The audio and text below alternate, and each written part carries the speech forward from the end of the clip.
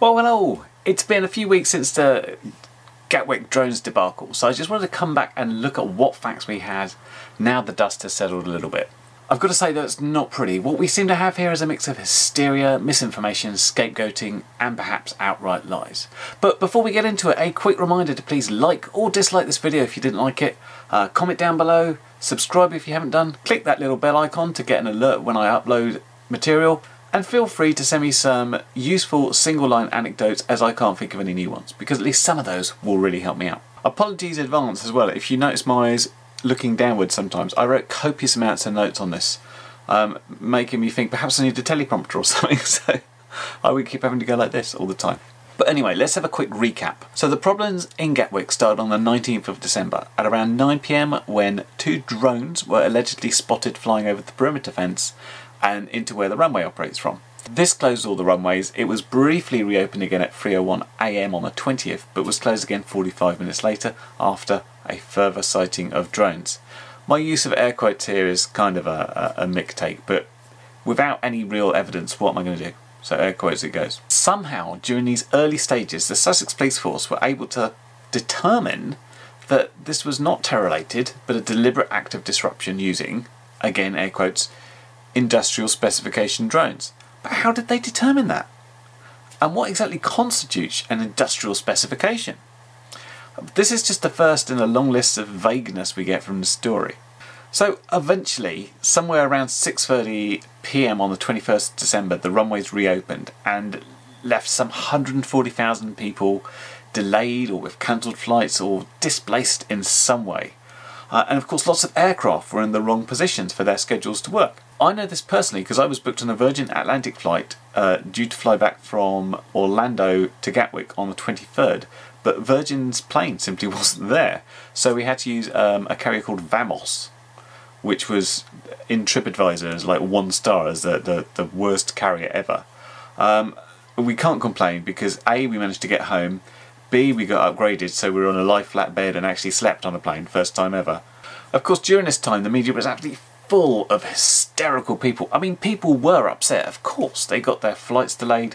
The media was saying it's these drones' faults. So they were going absolutely mental. They were calling for, you know, capital punishment for anybody that would even sort of think about flying a drone. Who would want to fly one? We need tougher laws on these. We need to crack down, pitchforks, let's burn them, that sort of thing. Crazy stuff. Now the reason Gatwick said it could reopen is because the army was said to have deployed some unidentified military technology to guard the area. I find this more interesting, that any major international airport, and Gatwick is amongst the busiest in the world, it's beaten by Heathrow but they're pretty busy still. How an airport this big doesn't have some sort of detection or countermeasure against drones? I mean, airports know how dangerous birds are to commercial jets. That's why they have special management plans. They have people that look out for them to scare them off the runways, because, you know, birds going into a jet engine can cause serious problems. If you saw the film Sully, you would know all about the famous instance where the pilot hit some birds and managed to land his jet in the Hudson River in New York. There are plenty of incidences of birds striking planes and them not being so lucky. But anyway, all we had here is sightings without any apparent confirmation. They shut down an entire airport for days. And despite all this media attention, thousands of people carrying cellular phones and people actively looking for these rogue drones, the only footage I've seen was in this dot in the sky with like a lamppost here.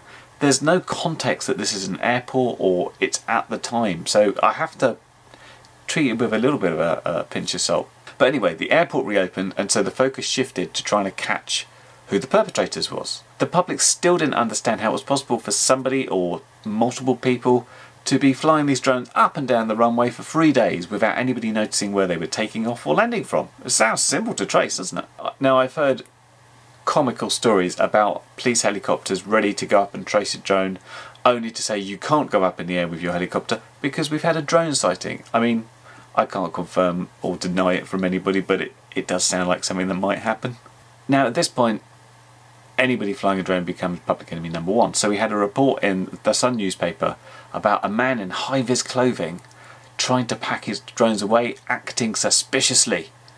and speeding away on a bike. This was 4 miles away from Gatwick Airport, and the reason the man was seen as being suspicious, oh God, I've got to stop doing this, is literally because he was flying a drone and was 4 miles away from an airport. Of course, this is perfectly illegal, and the guy had high-vis jacket on, although people might argue it's like trying to hide in plain sight.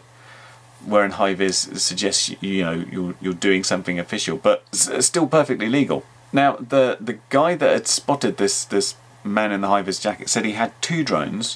One was about 4 feet wide and the other was 2 feet. But he said, because he was travelling to deliver a parcel to somebody, that he was being suspicious and packed his drones away into a backpack and carried them away speedily on his push bike. I've got to say, that is either some backpack or some drone from 4 feet that can fold down into a backpack with another one and easily be able to cycle. More likely a crap witness, who can tell? The point is that the paper carried this story about somebody operating a drone perfectly legally and made him sound like a real suspect here. Now, should he have been doing that amongst the chaos that was happening at Gatwick at the time, in reasonable proximity to the airport? Well, you either have 2 types of people. There's guys that will think, actually, I'll just lie low, it's not worth doing this. And there's other guys that say, look, what I'm doing is perfectly legal, I'm within the rules, I'm not going to let anybody stop me. And I think I'd kind of put myself in that as well, so I can see where it's coming from. But then on the 22nd, a breakthrough at last. A 47-year-old man and a 54-year-old woman from Crawley, which is quite near Gatwick Airport, had been arrested and were being questioned over the incidents. Wait a second.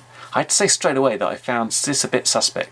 Most of all, a 54-year-old woman. Really? Okay.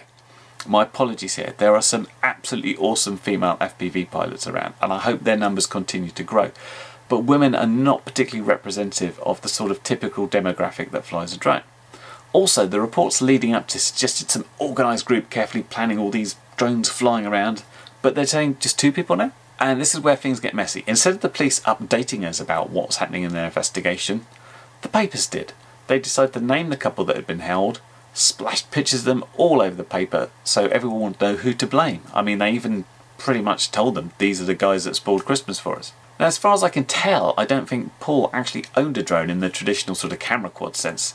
He'd flown helis and planes before, but it seemed like proximity to an airport and the fact he had once owned something that flew with a remote control has put him on the suspect list. The police held them for 36 hours, and this was despite some pretty ironclad alibis from Paul's employer.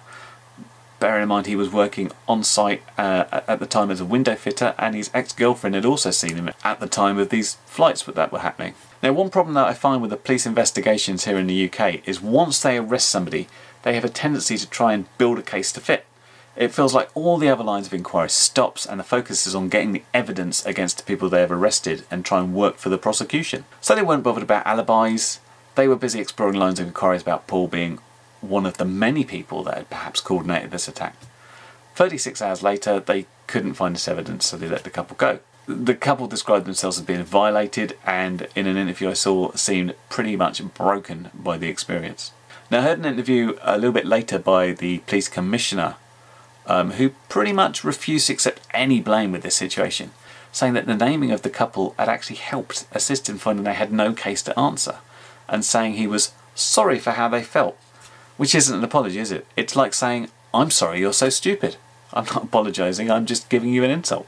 Anyway, the couple are pursuing damages against the papers, but I have to say, don't hold your breath here. It's really hard to get money out of tabloid papers, unless you're armed with some very good and very expensive lawyers, which is going to cost you an absolute fortune. But it gets worse. A couple of days afterwards, we get a statement from another senior Sussex police officer saying that it was possible there are actually no drones at all.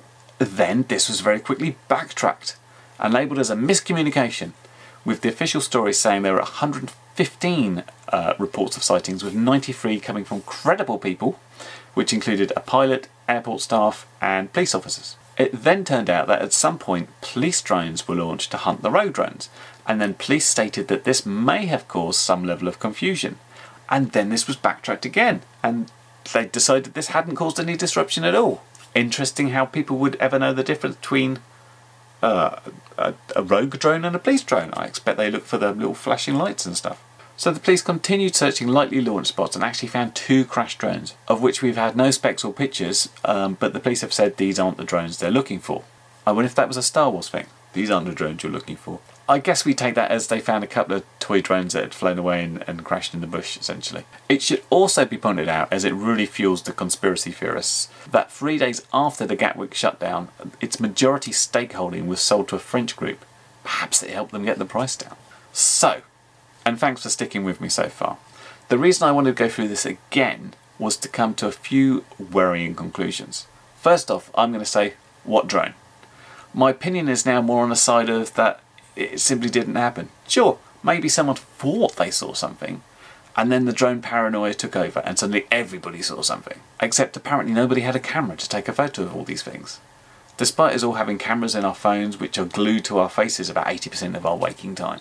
The police did fly a drone, and then said people may have spotted that by mistake, until they said no, they didn't, they couldn't have. Let's be clear, drones could be a real potential hazard to an airport. As I said in my previous video on the subject, it would be really easy to cause serious problems using mission style planners to fly multiple drones across the airport, and even with the sort of the drone sort of jammers they've got at the moment, I think with a bit of open source software it would be fairly trivial to get through this. Basically, you write some software that says, actually, if I'm flying along and my RC signal and my GPS signal is lost, then use my barometric pressure sensor to keep this height and use my accelerometer to make sure I'm lent here, and I will carry on flying forwards, and when I get my GPS stats back, then continue on my mission.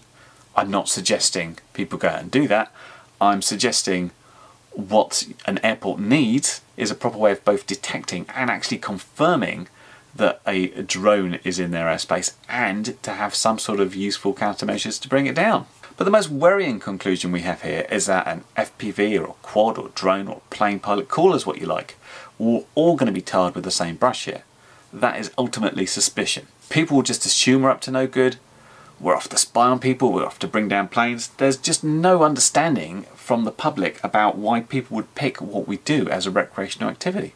I mean, we all know it's great fun to fly things, it's as simple as that. Paul and Elaine were arrested, as far as I can tell, because they live close to an airport and someone knew that Paul had once flown something. The worry here is that it sounds like the fears many of us had about drone registration is coming true. Simply, a crime has been committed and a drone has been used. Let's look on the drone register and say, look, this guy has drones and he's in a close location. We can now use our police powers to raid his house, take his drones, take his computer so we can examine the drives, and then question him for days until we can prove it's not him. I mean, what happened to innocent until proven guilty? Oh, and let's release his name to the papers to help things along. That is my worry. Once again, I find myself having to restate the really obvious fact that criminals intent on criminal activity don't follow the rules as far as registration goes. So again, it punishes the law-abiding citizens whilst doing nothing to criminals. Other than, you know, they probably get away with it easier because everybody else is being chased up on the drone register for something they didn't do. And as of yesterday, the UK government released its response to the consultation that we took part in last year, I think July-ish or something. And guess what? Registration is coming in from the 30th of November 2019 for any drone between 250 grams and 20 kilograms. Wide range there. Along with the extra police powers they wanted and a whole lot of extra pain. I'm going to go through that document in detail, but it's taking a while to read as I keep having to stop to bang my head against the wall every couple of paragraphs. A video for another time. Until that time, in summary, we're all doomed, but let's try and make the best of it. Happy flying, and I'll catch you in the next one. Well, you've made it to the end of the video, so thanks once again for watching. If you like what you saw, then please consider subscribing, and if you really like what you saw, then be sure to check out the link to my blog for a variety of ways in which you can help support this channel.